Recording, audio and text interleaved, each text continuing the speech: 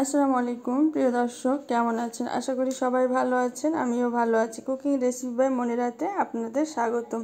আমার আজকের রেসিপি পাউরুটির পুডিং। চলুন দেখা যাক রেসিপিটি। এখানে আমি বড় সাইজে 2 পিস পাউরুটি নিয়েছি। ব্লেন্ডারে নিয়ে নিচ্ছি, দিয়ে দিচ্ছি হাফ কাপ দুধ। এবার ব্লেন্ড করে নিচ্ছি। ব্লেন্ডারে ব্লেন্ড করা হয়ে গিয়েছে। একটা প্যানে আমি নিয়ে নিচ্ছি, দিয়ে দিচ্ছি আগে থেকে জাল করা গরুর দুধ 1.5 কাপ।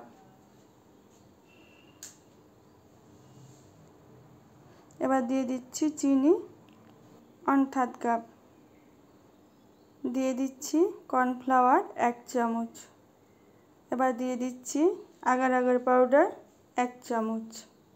আগার আগার পাউডার এবং কর্নফ্লাওয়ার এটা ঘন করতে সাহায্য করবে। এবার ভালোভাবে মিশিয়ে নিচ্ছি। মেশানো হয়ে গেলে চুলায় বসিয়ে দিচ্ছি। চুলার জাল মিডিয়ামে রেখে নাড়তে থাকতে হবে, না তো দলা বেঁধে যেতে পারে। প্রায় 3 থেকে 4 মিনিট আমি এটা জাল করে নিচ্ছি। ঘন হয়ে আসলে নামিয়ে নিচ্ছি। এভাবে নাড়তে থাকতে হবে, যখন ঘন হয়ে আসবে তখন নামিয়ে নিতে হবে। হয়ে গিয়েছে দেখতে পাচ্ছেন। এবার নামিয়ে নিচ্ছি। যে বাটিতে পুডিংটা বসাবো বাটিটা নিয়ে নিচ্ছি। এবার ঢেলে দিচ্ছি। আপনারা চাইলে যে কোনো বাটিতে করে নিতে পারেন।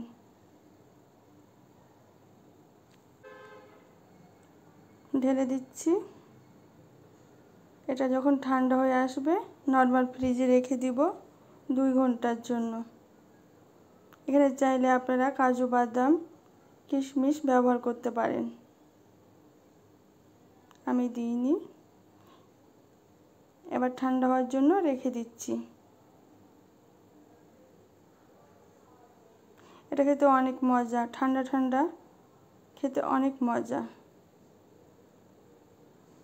এবার রেখে দিচ্ছি নরমাল ফ্রিজে। 2 ঘন্টা পর বের করে নিয়েছি, দেখুন কিভাবে সেট হয়েছে। এবার একটা পাত্রে ঢেলে নিচ্ছি। এই তো হয়ে গেল দারুণ স্বাদের পাউরুটির পুডিং। এবার কেটে দেখাচ্ছি। দেখুন কত সুন্দর হয়েছে। কেমন লাগলো আমার আজকের এই রেসিপিটি অবশ্যই কমেন্টে সবাই জানাবেন। ভালো লাগলে ট্রাই করবেন। সবাইকে অনেক ধন্যবাদ জানাচ্ছি আমার ভিডিওটি দেখার জন্য। সবাই অনেক বেশি ভালো থাকবেন। আল্লাহ হাফেজ।